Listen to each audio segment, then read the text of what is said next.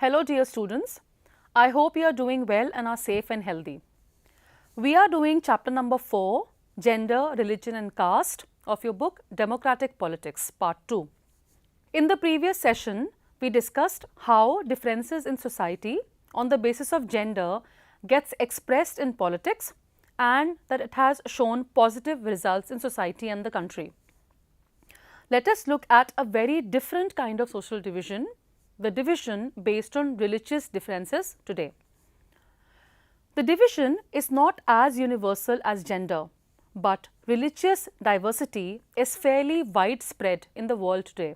Many countries, including India, have in their population followers of different religions. As we noticed in the case of Northern Ireland, even when most of the people belonging to the same religion, there can be serious differences about the way people practice their religion. Unlike gender differences, the religious differences are often expressed in fields of politics. Consider the following examples. Gandhiji used to say that religion can never be separated from politics. What he meant by religion was not any particular religion like Hinduism or Islam, but moral values that form all the religions. He believed that politics must be guided by ethics drawn from religion. Another example says that women's movement has argued that family laws of all religions discriminate against women. So, they have demanded that governments should change these laws to make them more equitable, and such changes have been made. For example, change in inheritance laws and more recently ban on triple talaq.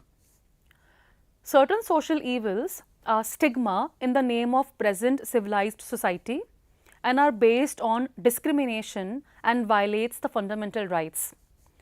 Therefore, practice of untouchability by the so-called upper castes towards the low caste has been abolished. Another example says that to respect sentiments of all religions, Sikhs are allowed to wear and carry kirpan as religious symbol, and wearing of the pagri in schools and other institutions is also allowed. All these instances that we discussed above involve a relationship between religion and politics, but they do not seem very wrong or dangerous. Ideas, ideals and values drawn from different religions can and perhaps should play a role in politics. People should be able to express in politics their needs, interests and demands as a member of a religious community. Those who hold political power should sometimes be able to regulate the practice of religion so as to prevent discrimination and oppression. These political acts are not wrong as long as they treat every religion equally. The problem begins when religion is seen as the basis of the nation. The example of Northern Ireland in chapter number 3 shows the dangers of such an approach to nationalism. There, class and religion overlapped with each other. If you are Catholic, you are also more likely to be poor. And you may have suffered a history of discrimination, and because of this, the region has been for many years the site of a violent and bitter ethno-political conflict. The problem becomes more acute when religion is expressed in politics in exclusive and partisan terms, when one religion and its followers are pitted against another. This happens when beliefs of one religion are presented as superior to those of other religions. When the demands of one religious groups are formed in opposition to another, and when state power is used to establish domination of one religious groups over the rest. This manner of using religion in politics is called communal politics. Till the 1920s in our country, service to one's religious community was seen as part of service to the nation. The reason was that many early nationalists had internalized colonialist historiography that said that religion was the moving force of Indian history, something that marked it as different from the West. However, this investment in service to community was taken as a threat to national unity because many Hindu-Muslim riots broke out in India between 1923 and 1926. Some of them were particularly devastating. This made Indian nationalists coin the term communalism, a pejorative word aimed at denouncing the idea of investing solely in one's religious community as the other form of nationalism, which implied service to the nation, a collection of all the communities and citizens. By now, you must have some idea that communal politics is based on the idea that religion is the principal basis of social community. Communalism is described as an ideology stating the division between states, people, groups of people or communities on the basis of ethnicity, religion, beliefs, values, etc. The difference of two or more religious, ethnic and social communities can sometimes produce clashes in the society. The ideology that rises from the religious pluralism and is to be considered as a social menace.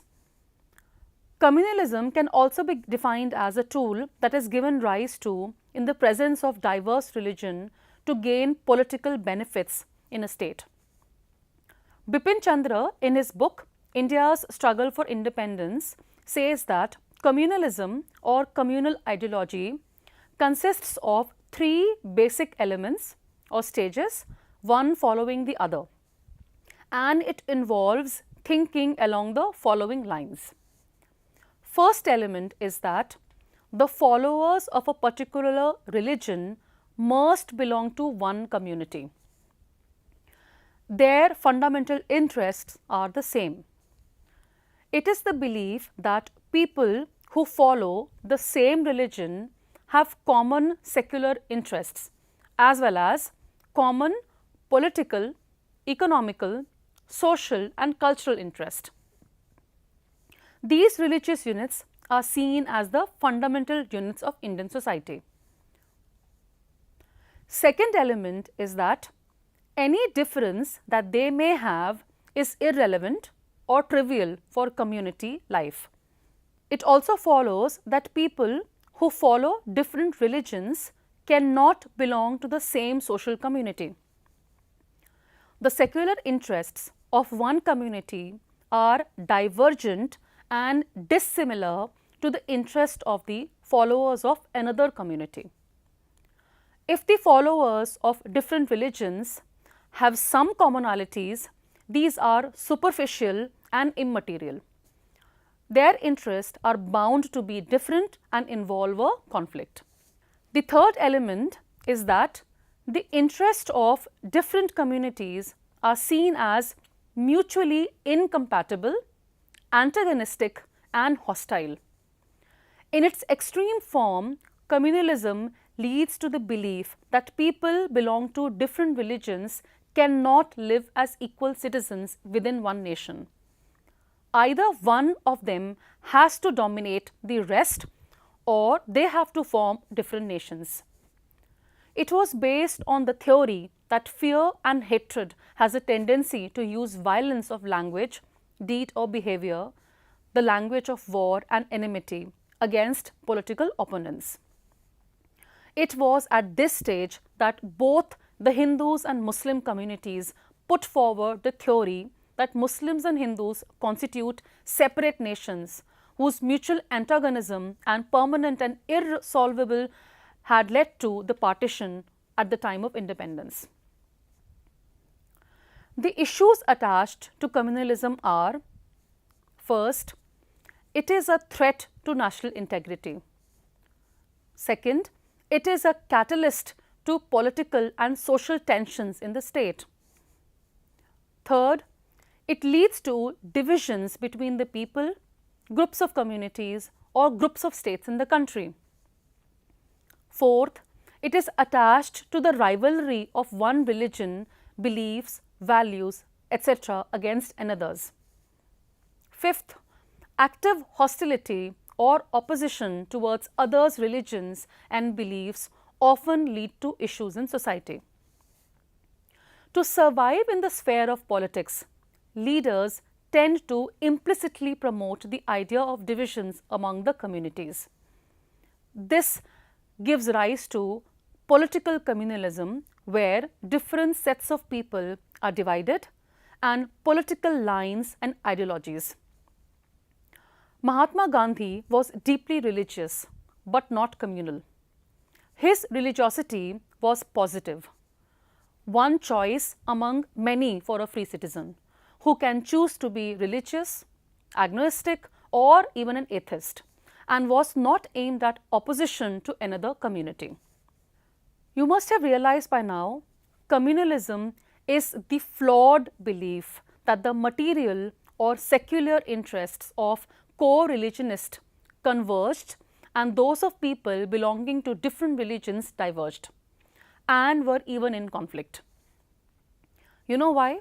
Because even people of one religion do not have the same interest and aspirations in every context. This idea of communalism is fundamentally flawed because it alters the basic structure of democracy and it splits people to individual pockets wherein they get to mingle with their own community people. This divides people and creates social inequality, which is the outcome of all problems plaguing the society today. Everyone has several other roles, positions, and identities.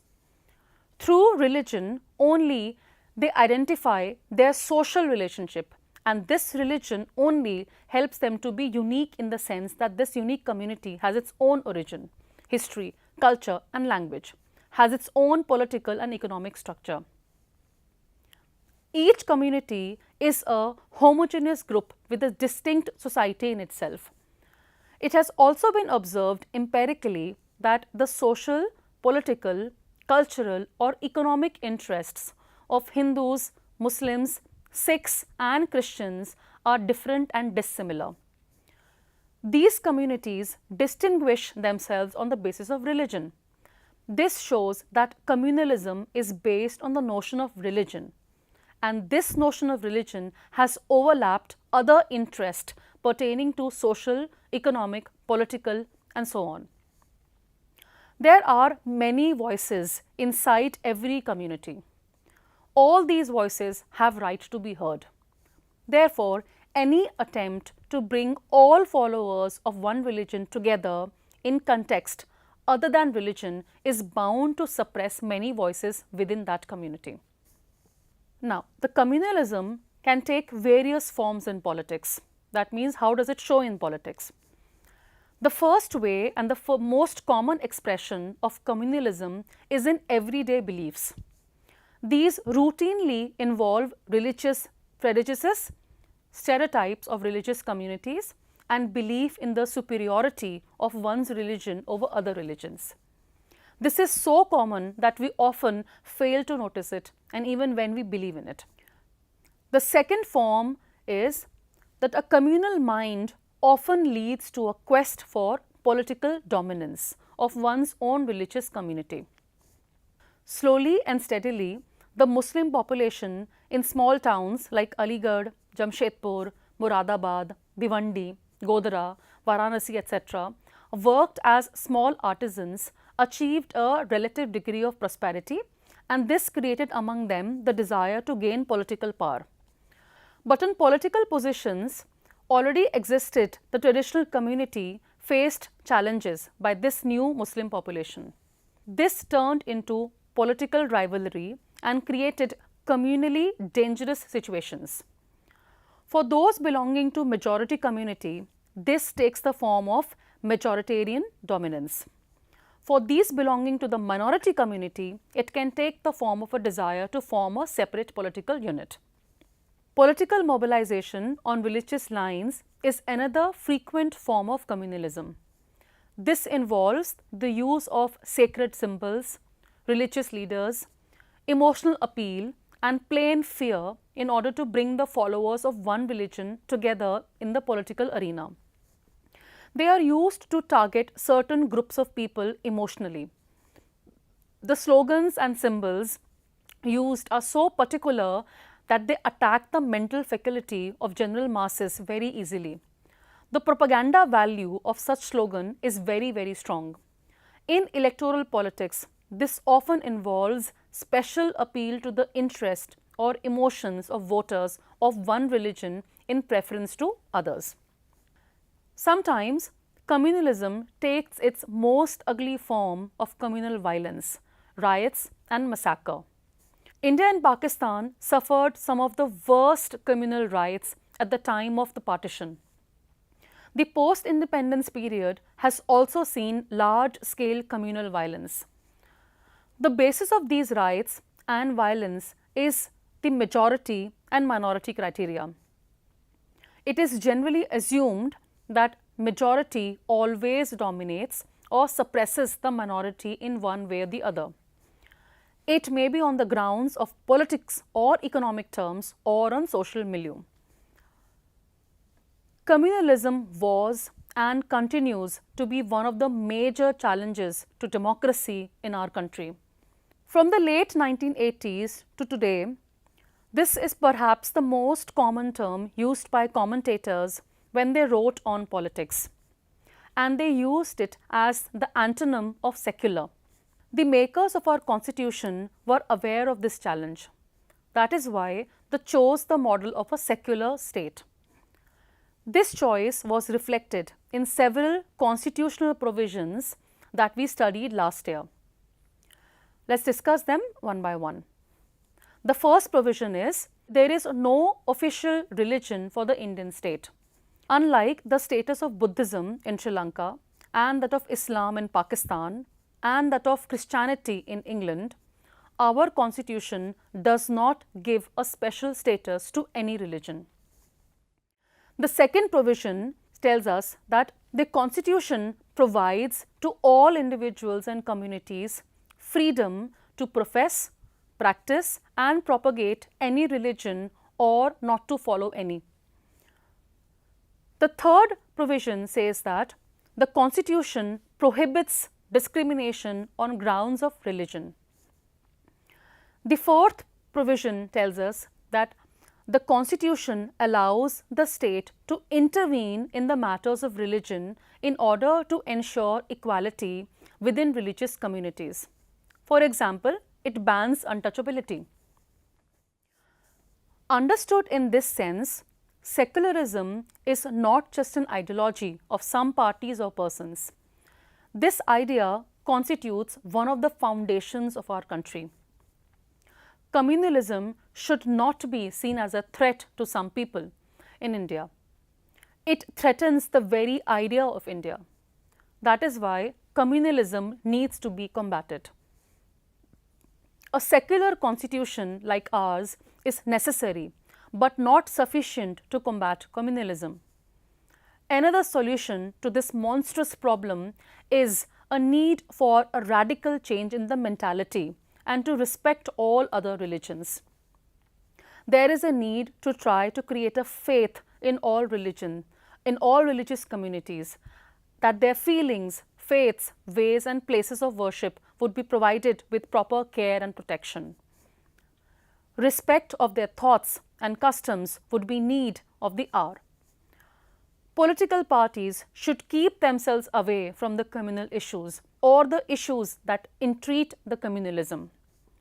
This is the only easy way we can keep our unity and integrity safe and secure.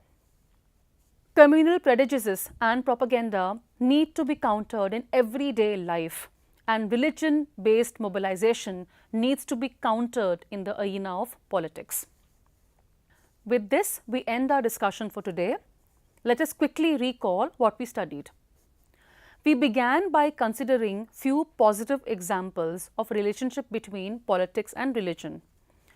Then we discussed the concept of communalism, which means an idea where religion is the basis of social community and religion is expressed in politics in exclusive and partisan terms.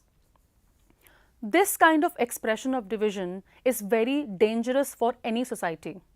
Communalism can take different forms in politics, such as use of sacred symbols and slogans, or quest for political representation or dominance. Overall, we understood that communalism can be a threat to the society and that political parties should keep themselves away from the communal issues or the issues that entreat the communalism. Now, let's end the chapter with a small assignment. First question, how can religion influence politics? Second question, how does communalism create problems in politics? Third question, what are the effects of communalism on politics? Fourth question, what is secularism? State any 4 provisions of the Indian Constitution which makes it a secular state. Fifth question, the ideological basis of communalism is flawed. Justify the argument with relevant arguments. Sixth question, what is the meaning of communalism? How does communalism takes various forms in politics? Explain.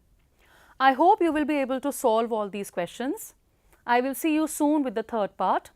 Thank you.